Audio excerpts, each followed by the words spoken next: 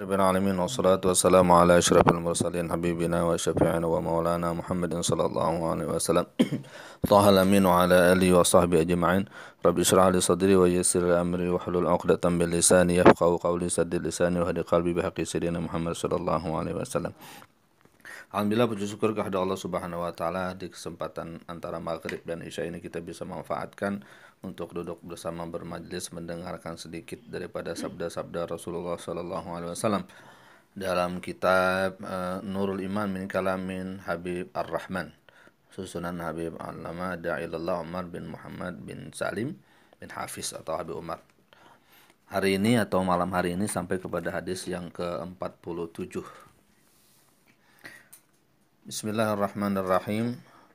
Anil Mughirah ibn Syu'bah radhiyallahu ta'ala anhu an Rasulillah sallallahu alaihi wasallam qala inna kaziban alayya laisa kakazibin ala ahadin man kazaba alayya muta'ammidan falyatabawa maq'adahu minan nar, rawahul Bukhari wa Muslim. Ini berita dari Nabi sallallahu alaihi wasallam dan sekaligus juga wanti-wanti aja ya. Ancaman kepada siapa? Orang yang berdusta. Berdusta macam-macam ya. Ada berdusta tentang hal sepele, ada berdusta atas nama kawan, ada berdusta yang dahsyat atas nama Rasulullah sallallahu alaihi wasallam.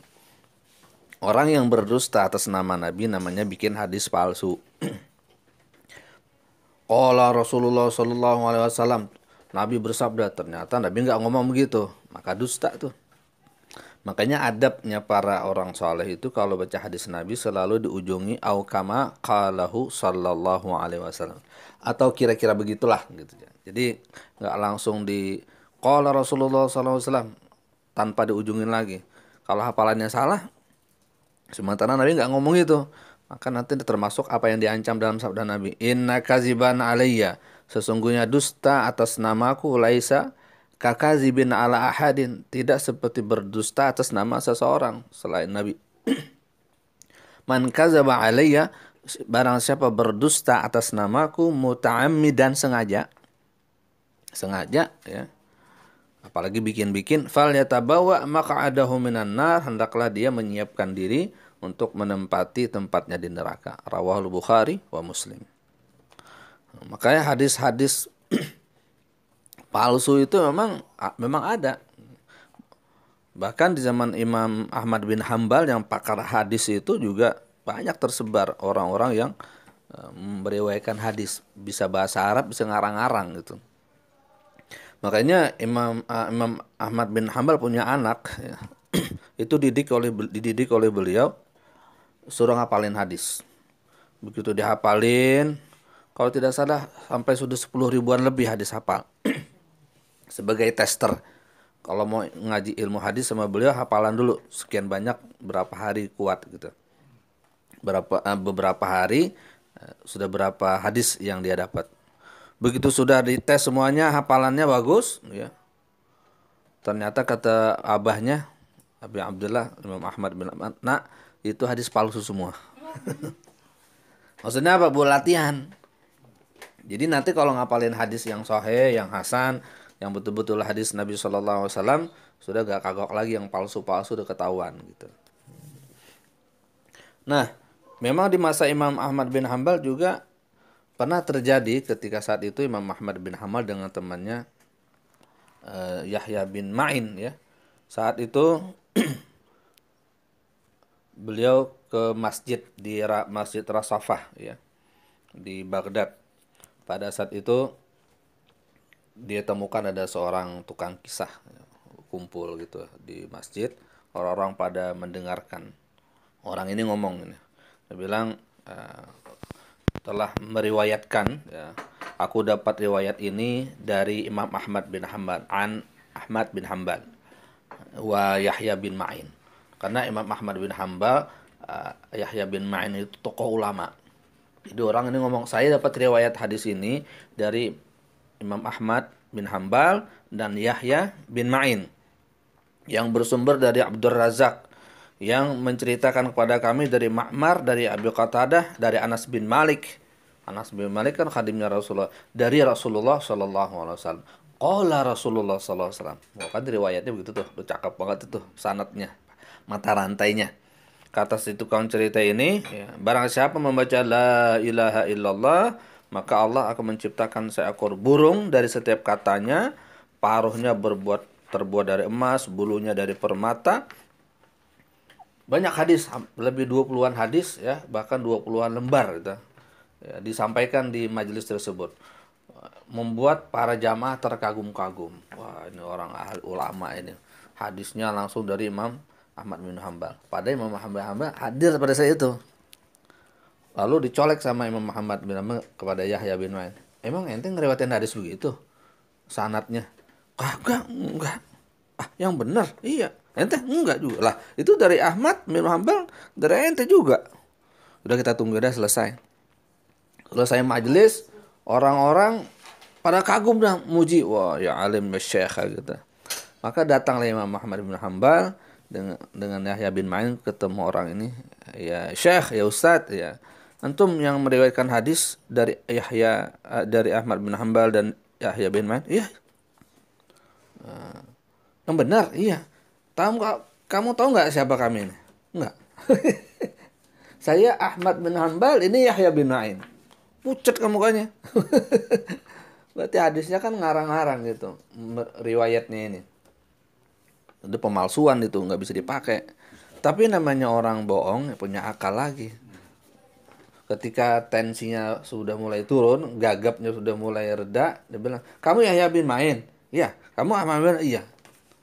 Ya, yang saya riwayatkan itu dari Ahmad bin Hambal dan Yahya bin Ma'in yang dari kalian. Emang kalian doang nama dua begitu? Ngeles. Ya, ada model begitu. Emang ente doang punya nama Ahmad bin Hambal katanya. Yang lain juga ada. Kan jadi ya bagi seorang alim nggak usah didebat gitu dah. Ini namanya udah ngeles namanya. Jadi hati-hati kalau kita ngapalin hadis, ya kita harus adabnya pakai aukama qalahu sallallahu alaihi wasallam. Ngerinya hafalan kita tuh tidak sama dengan apa yang disabdakan oleh Nabi Muhammad sallallahu alaihi wasallam. Meskipun maknanya nggak salah. Meskipun maknanya atau isi daripada apa yang ingin disampaikan itu sampai kepada audien. Tapi kadang-kadang kata-katanya mungkin hafalannya kurang atau kelebihan atau apa ya. Dan orang yang menghafal hadis itu dapat dari doa dari Rasulullah Sallallahu Alaihi Wasallam, dikatakan barang siapa hafal dari umatku ini 40 hadis, maka nanti akan dibangkitkan di kalangan para ulama. 40 hadis saja min amri dini, dalam urusan agama. Dalam riwayat yang lain dikatakan naddarallahu mur'an sami'a maqalati fa wa'aha fa addaha kama sami'aha. Semoga Allah memberikan cahaya, inner beauty, ketenangan batin dan keterbukaan hati, cahaya batin kepada orang yang mau mendengarkan sabda-sabdaku lalu dia menyimpannya dan mengamalkannya serta menyampaikan kepada orang lain. Jadi membaca hadis, mendengarkan hadis, menghafalkan hadis, kita dapat doa dari Rasulullah Shallallahu Alaihi Wasallam. Dan doa itu berlaku sampai sepanjang zaman bagi orang yang melakukan kegiatan tersebut. Mudah-mudahan kita termasuk bagian dari orang tersebut. Amin ya rabbal alamin. Kemudian hadis yang ke-48 an Abi Hurairah radhiyallahu taala anhu an Rasulillah sallallahu alaihi wasallam qala inna lillahi ta'ala tis'atan wa tis'ina isman mi'atan illa wahidan. Man ahsaha dakhalal jannah, rawahul Bukhari Muslim. Ini hadis targhib, hadis motivasi, hadis membuat kita tertarik untuk mengamalkan. Nabi SAW bersabda, sesungguhnya Allah memiliki 99 nama 100 kurang 1 ya. 99 nama 100 kurang 1. Ditaukidin, dijelaskan lagi gitu. Man ahsaha, siapa orang menjaganya, merawatnya, menghafalnya, memahaminya, menghafalnya dan berakhlak dengan akhlak keindahan yang nama-nama tersebut, ya, dakhalal jannah, maka dia bakal masuk surga. Dakhala pakai fi'il madhi, past tense. Jadi kalau kejadian yang telah lalu itu kemungkinan tidak terjadi atau tidak? Udah terjadi. Sudah terjadi. Sudah terjadi itu pasti bukan? Pasti. Pasti.